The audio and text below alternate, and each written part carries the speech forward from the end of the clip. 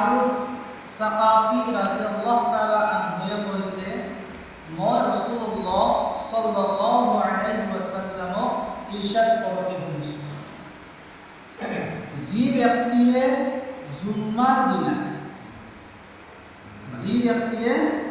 জুম্মাৰ দিনা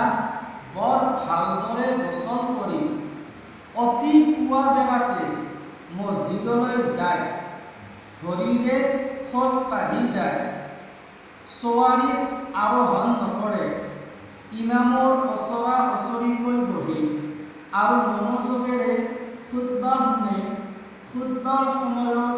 কোনো ধৰণৰ কথা নকয় তেওঁ জুম্মাৰ কাৰণে যিমান কদম খোজ কাঢ়ি আহে তাৰ প্ৰতিটো কদমৰ বিনিময়ত 1 বছৰৰ ৰজাৰ সোৱাব আৰু 1 বছৰৰ ৰাতিৰ ইবাদতৰ সোৱাব লাভ কৰে সুবহানাল্লাহ গতিকে 1 বছৰৰ কি 1 বছৰৰ নফল ৰজাৰ 1 বছৰৰ নফল ৰোজাৰ সোয়াব আৰ 1 বছৰেৰ নফল ইবাদতেৰ সোয়াব লাভ কৰে জুম্মাৰ দিনা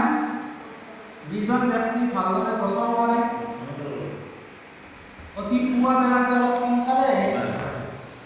আৰু ভৰিৰে খোজ কাঢ়ি আহে কোনো যাতে সৱাৰীত নাহে যান বাহন খোজ কাঢ়ি আহিব আৰু ইমামৰ ওচৰা ওচৰিকৈ বহে আৰু মনোযোগেৰে খুতবা শুনে যাতে মনোযোগেৰে খুতবা আৰম্ভ হয়